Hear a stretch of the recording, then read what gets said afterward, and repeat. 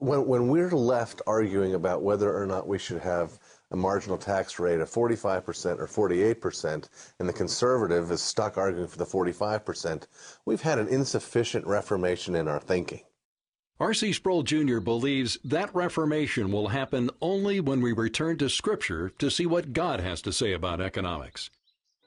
That's why he's produced this video series called Economics for Everybody. It's a compelling, even entertaining approach to a topic many find boring. Sproul admits the Bible is not an economics textbook, but he maintains it does say plenty about the subject, and he begins with the beginning. The first and most basic economic principle that we really need to grasp is simply this: God owns everything. That's because he created everything, and he gave man the responsibility to take care of it, much like a foreman does for a landowner.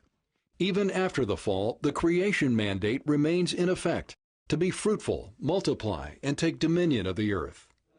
Sproul examines two competing worldviews, Christianity and the atheistic worldview expressed in Darwin's theory of evolution.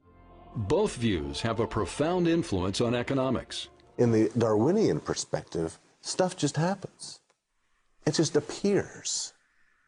And if stuff just appears, then that means wealth just appears. And if it does, it certainly makes a whole lot more sense to say, well, let's just divide it. Let's just make it equal. If, however, how much is produced is related to how much I work, then all of a sudden property rights become clear. And again, they're central to so much of what God has to say about economics. A culture that embraces a Christian worldview also embraces God's law. Sproul maintains each of the 10 Commandments contains fundamental economic principles, not just the one on stealing. How about honor thy father and mother? How is that an economic principle? God says about this commandment, if you keep this commandment, it will go well for you in the land. It recognizes that wealth is cumulative in a family. It builds on the principle of consuming less than we produce. I hate to sound like the president, but we didn't build this. Our fathers did, and our grandfathers did, and our great-grandfathers did. And we need to be grateful to them. We need to honor them by protecting those things. Sproul provides historical evidence that nations most influenced by biblical Christianity are nations that, by and large, have prospered. Nations marked by decentralized governments and free markets. Nations rejecting God are marked by centralized power, tyranny, and no free markets. But he observes some of those troubling trends in America now. The United States is not a free market.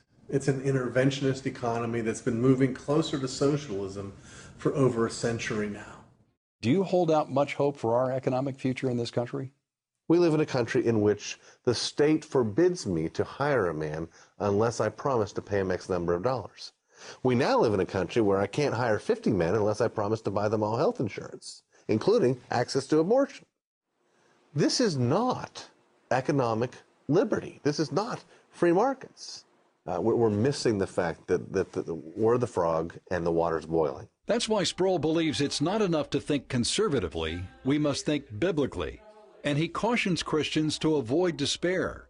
One way to do that, he says, is by returning to the beginning, to the creation mandate, and begin to see that our work is part of our worship. What we do here and now, with that motivation, I am fully persuaded, will last into the new heavens and the new earth.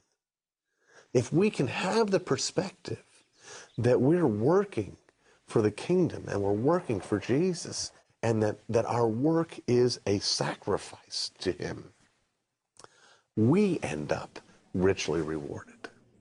Lee Webb, CBN News.